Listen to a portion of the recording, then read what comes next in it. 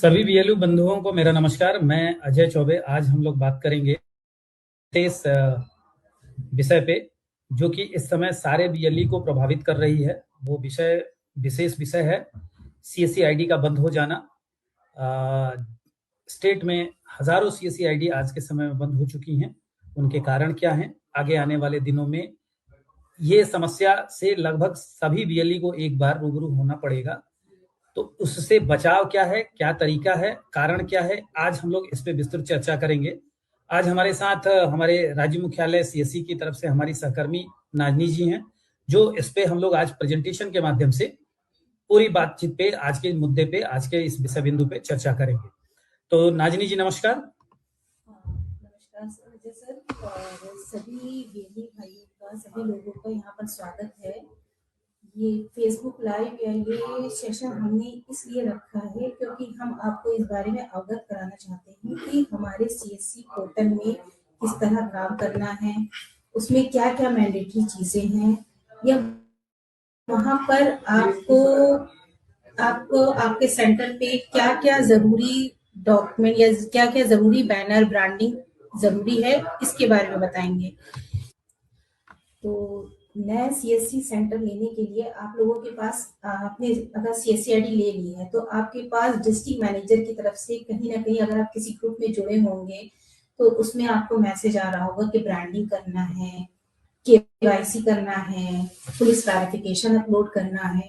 तो क्या है ये branding, police verification, e KYC, यहाँ पर हम आपको इसके बारे में बताएंगे। और अगर आप ये नहीं करते हैं तो इसमें आपको क्या समस्या आ सकती है, या आपके सेंटर पे सीएससी पोर्टल की सर्विसेज कैसे बाधित हो सकती हैं, यहाँ पर हम आपको इसके बारे में समझाएंगे। तो हमारी पीपीटी, हम अपना प्रेजेंटेशन यहाँ पर आपको दिखाना चाहेंगे जिससे आपको जानकारी, आप देख भी सकते हैं कि या किस प्रोसेस के माध्यम से आप केवाईसी कर सकते हैं, या ब्रांडिंग का क्या फॉर्मेट है, या पुलिस वेरिफिकेशन ये कैसे होना है।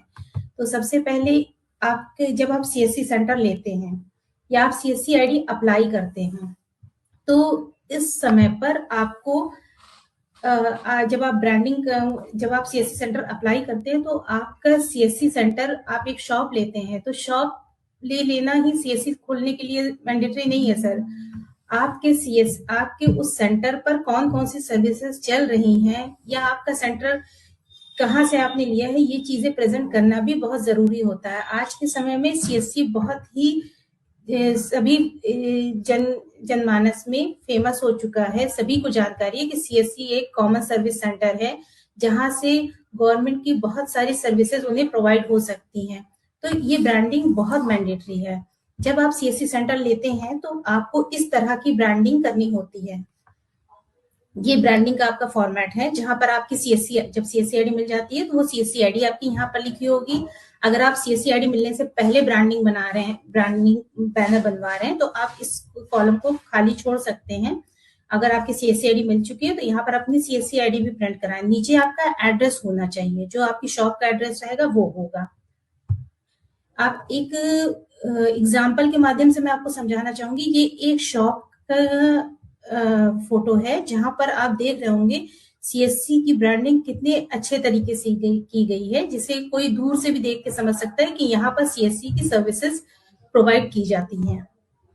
नेक्स्ट, आपको सीएससी जब आप लेते हैं तो सीएससी के लिए आपको कुछ मानक होते हैं, जैसे 100 से 150 वर्ग फुट की जगह होनी चाहिए, कम से कम एक पीसी होना चाहिए यूपीएस के साथ, कम से कम एक प्रिंटर होना चाहिए ताकि आप दस्तावेजों को प्रिंट करके कंज्यूमर को दे सकें, डिजिटल वेब कैमरा होना चाहिए, बायोमेट्रिक डिवाइस होनी चाहिए ताकि आप डिजी पे या बैंकिंग संबंधित कुछ सर्विसेज प्रोवाइड कर सके जनमानस को, जनसेट, इन्वर्टर, सोलर, इसके अलावा ओएस एंड अन्य एप्लीकेशन सॉफ्टवेयर जो आपके सिस्टम में होना चाहिए, ब्रॉडबैंड कनेक्टिविटी होनी चाहिए, प्रशिक्षित स्टाफ होना चाहिए।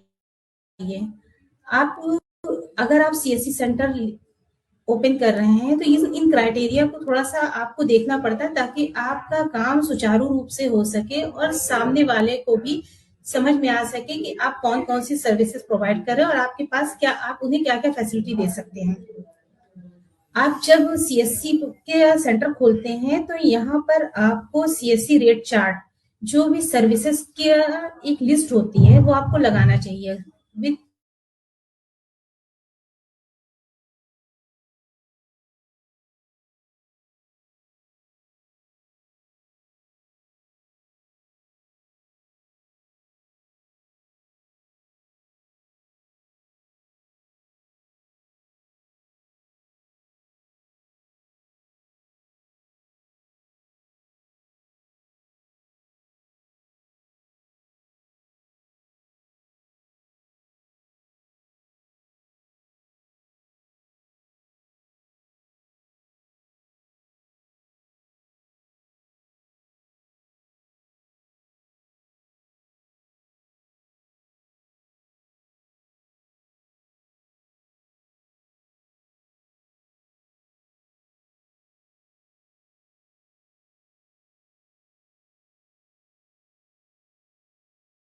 ताकि आपका काम सुचारू रूप से हो सके और सामने वाले को भी समझ में आ सके कि आप कौन कौन सी सर्विसेज प्रोवाइड कर रहे हैं और आपके पास क्या आप उन्हें क्या क्या फैसिलिटी दे सकते हैं।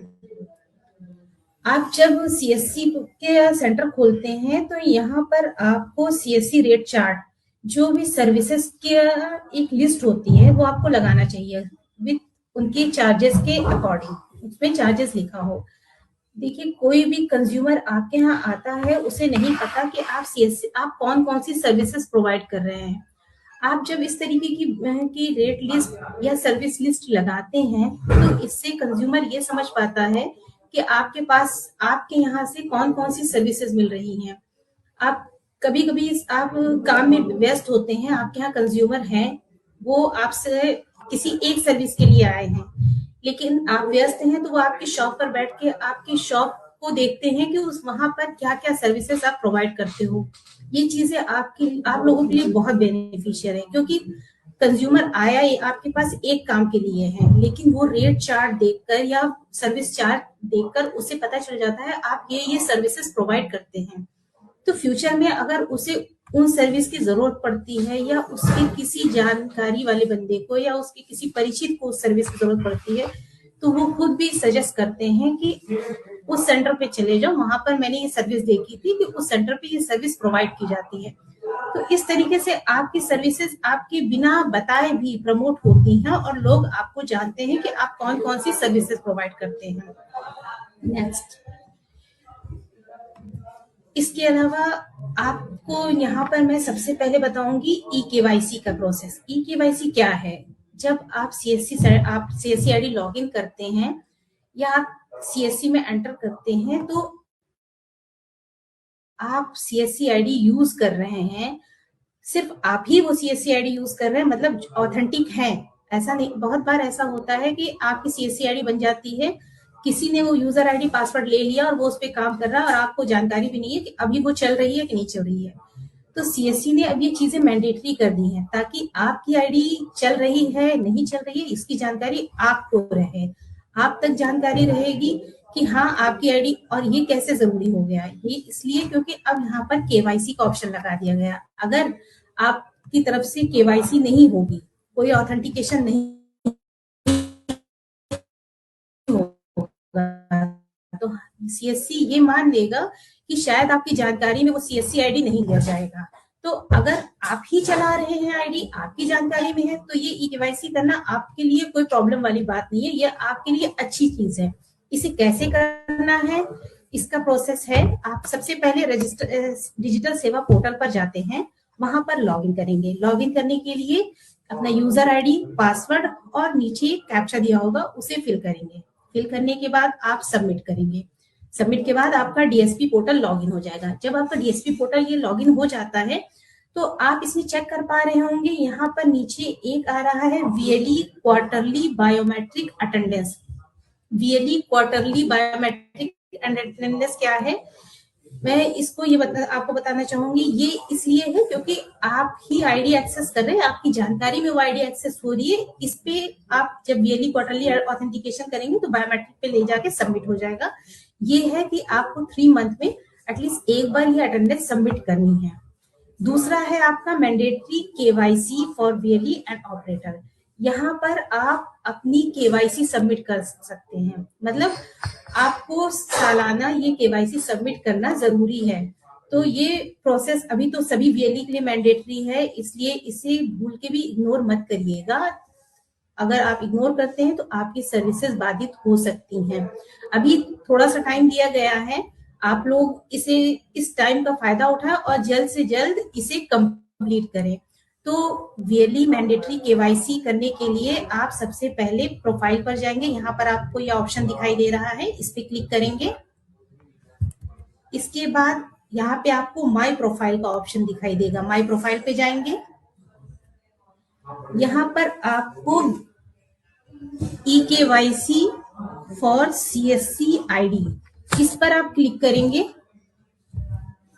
क्लिक करने के बाद यहाँ पर आपको डिक्लेरेशन पे टिक करना होगा और फिंगरप्रिंट के माध्यम से आप इसको प्रोसीड करेंगे। तो यहाँ पर आप स्टार्ट कैप्चा करेंगे।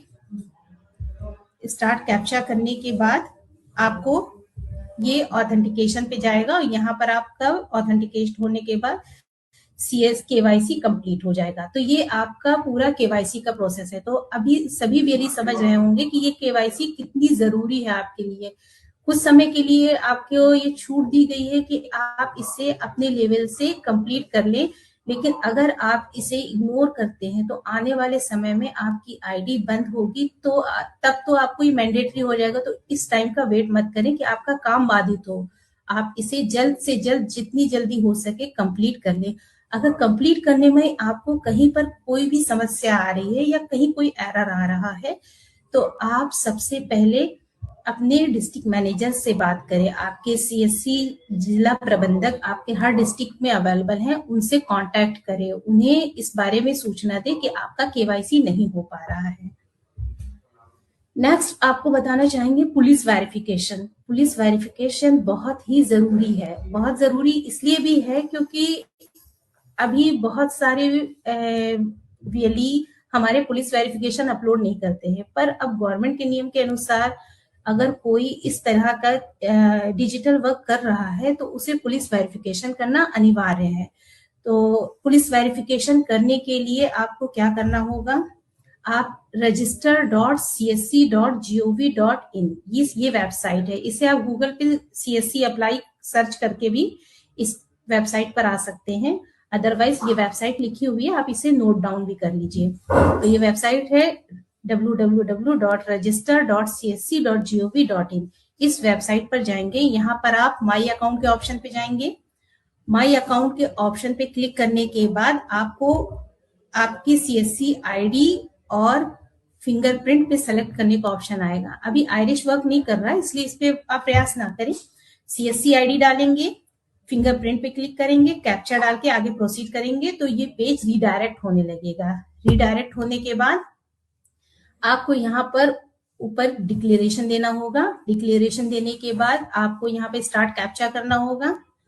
स्टार्ट कैप्चा करने के बाद आपका प्रोफाइल ओपन हो जाएगा। जब आपका ये प्रोफाइल ओपन हो जाएगा, इसमें आपको दो जगह KYC का ऑप्शन मिलता है, KYC update, KYC update.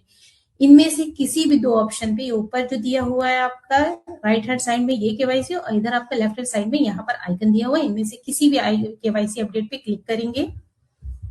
Click करने के बाद आपको ये नीचे ये पेज शो करेगा।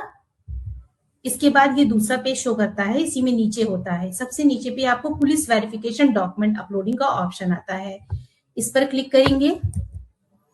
क्लिक करने के बाद यहाँ पर सेलेक्ट डॉक्यूमेंट में फाइल आएगा, उस पर क्लिक कर लेंगे और यहाँ पर फाइल अपलोड करेंगे। फाइल अपलोडिंग के बाद आप ये सबमिट कर देंगे, आपका पुलिस वेरिफिकेशन सबमिट हो जाएगा। आप लोगों को मैं एक चीज ये बता दूं कि ये सारी चीजें मैंडेटरी हैं। अगर पुलिस वेरिफिकेशन आप टाइमली सबमिट नहीं करेंगे तो आपकी CSC ID ब्लॉक हो सकती है। तो ऐसे समय की प्रतीक्षा ना करें, जल्द से जल्द सभी लोगों से निवेदन है कि वो लोग अपना पुलिस वेरिफिकेशन अप्लाई कर लें। अप्लाई होने के बाद जब आपको पुलिस वेरिफिकेशन मिल जाए तो आप इसे अपलोड कर दें। हमारे पास समय नहीं था, पर फिर भी हमने अपने VLE साथियों के लिए इसमें थोड़ा सा समय मांगा ताकि हम उन्हें इन्फॉर्म कर सके और वो पुलिस वेरिफिकेशन अप्लाई करते हैं। अप्लाई होने के 15-20 दिन के अंदर आपको पुलिस वेरिफिकेशन रिसीव हो जाता है, वो पुलिस वेरिफिकेशन प्रोफाइल में जाके अपडेट कर दी। एक बार फिर मैं यही कहना चाहूंगी कि ये पुलिस वेरिफिकेशन बहुत मैंडेटरी है। अगर आप इसे नहीं करते हैं तो आपकी सीएससी की सर्विसेज बाधित हो सकती हैं। तो इससे बचने के लिए जल्द से जल्द पुलिस वेरिफिकेशन करवा लीजिए। सर्टिफिकेट आते ही अपलोड करें। किसी भी समस्या के लिए हमारे डिस्ट्रिक्ट मैनेजर से बात करें। केवाईसी के लिए आपकी आईडी बंद है, ब्रांडिंग के लिए आपकी सीएससी आईडी बंद है, हमारे डीएम जब आपके सेंटर पे विजिट करेंगे, ब्रांडिंग होगी, रेट लिस्ट होगी, तो वो उसको वेरीफाई करेंगे। उसके बाद बैकएंड से वो डेटा चेक होगी कि सही ब्रांडिंग है या नहीं है, तब अप्रूव होगा।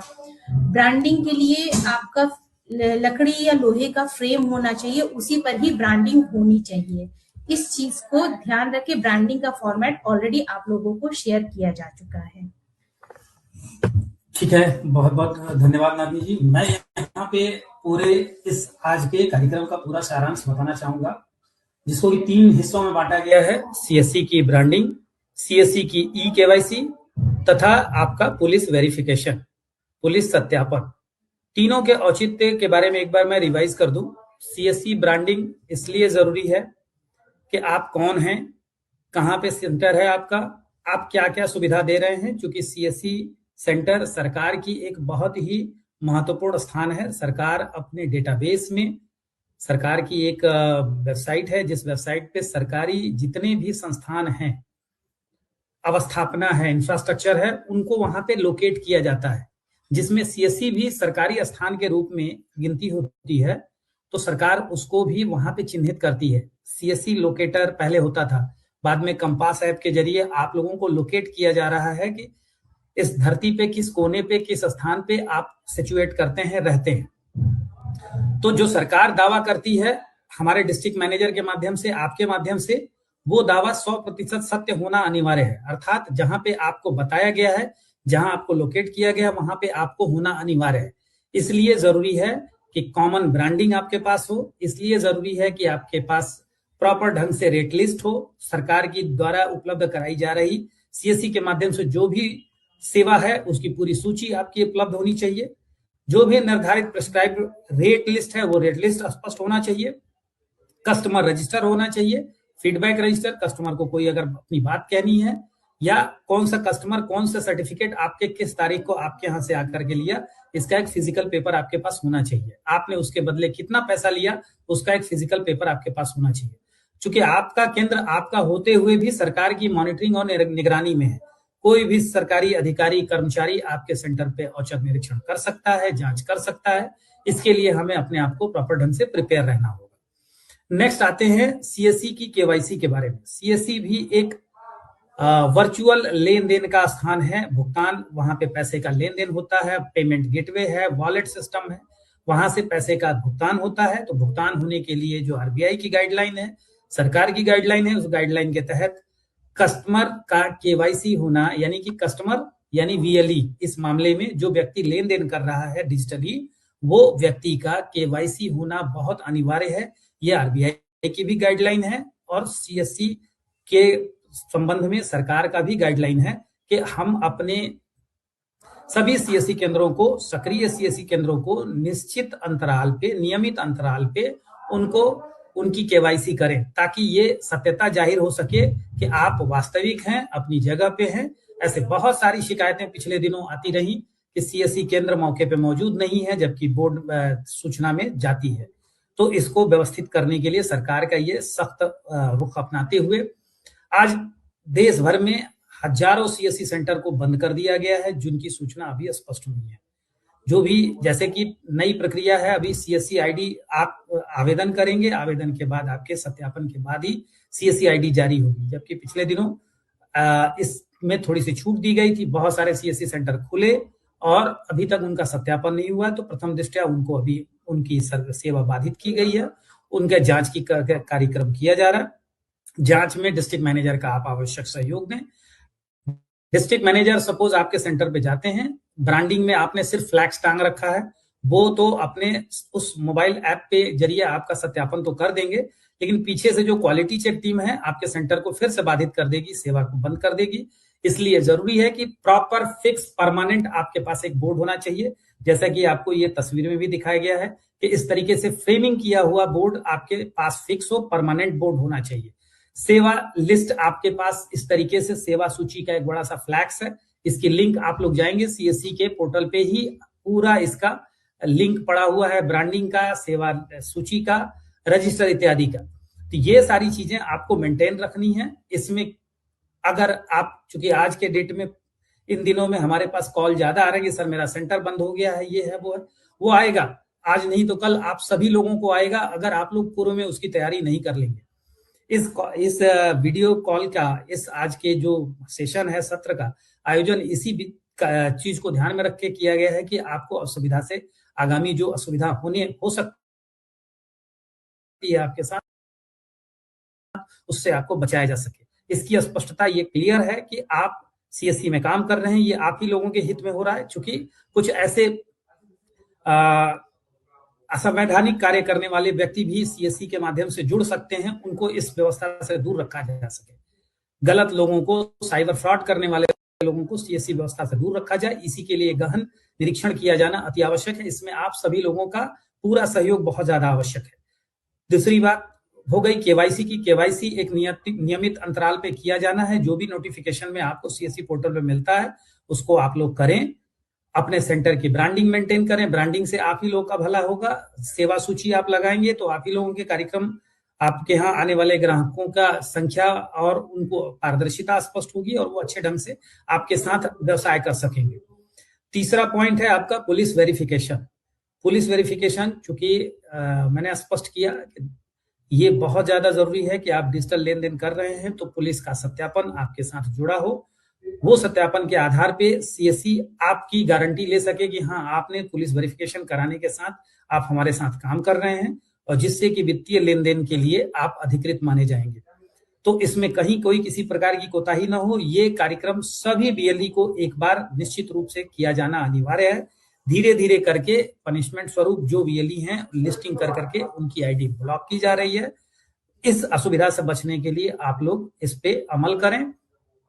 इसके लिए सबसे अच्छा उपाय है कि आपके ही डिजिटल सेवा पोर्टल पे डिस्ट्रिक्ट मैनेजर का नाम लिस्ट दिया गया है। आप उनसे समय तय करें, उनको अपने केंद्र पे बुलाएं, उनसे मानक समझें। सारी व्यवस्था कंप्लीट हो जाने के बाद आप तत्काल उनको बुला करके अपने केंद्र का सत्यापन कराना सुनिश्चित करें। तो आज इन्हीं बिंदुओं के साथ, इन्हीं जानकारी के साथ आज हम इस कार्यक्रम को यहाँ पे समापन कर रहे हैं। नाज़नीन मैडम, आपको अगर कुछ अंतिम लाइन कुछ कहनी हो तो आप कहते हैं, फिर उसके बाद हम इस सेशन को सभी बीएलई को पहले मैं बता दूं, आपका हेल्पलाइन नंबर है 14599। इसे सभी लोग नोट कर ले। 14599 आपका सीएससी का हेल्पलाइन नंबर है। अगर इस नंबर से आपके पास कोई कॉल आती है 14599, तो आप उसे पिक करके आंसर कर सकते हैं। 14599 से पर आप कॉल करके जानकारी भी दे सकते हैं। अगर आपको किसी प्रकार के सीएससी पोर्टल में या किसी भी सर्विस से रिलेटेड समस्या आ रही है तो आप 14599 पर कॉल भी कर सकते हैं। हमारा एक पोर्टल है जानकारी, सीएससी जानकारी। इस पर आप सर्विसेज के बारे में जानकारी ले सकते हैं। और जानकारी.csccloud.in ये आपका पोर्टल है। इसे आप सीएससी की सर्विसेज के बारे में विस्तार से जान सकते हैं कि सर्विस में क्या काम कैसे होता है और उसका प्रोसेस प्रक्रिया क्या है। और उसमें आपको पीपीटी भी मिली हुई है, जिसमें आप पीपीटी के माध्यम से भी समझ सकते हैं कि स्टेप बाय स्टेप आपको क्या काम करना है। तो ये कुछ चीजें हैं जो आपको जानकारी होना जरूरी है।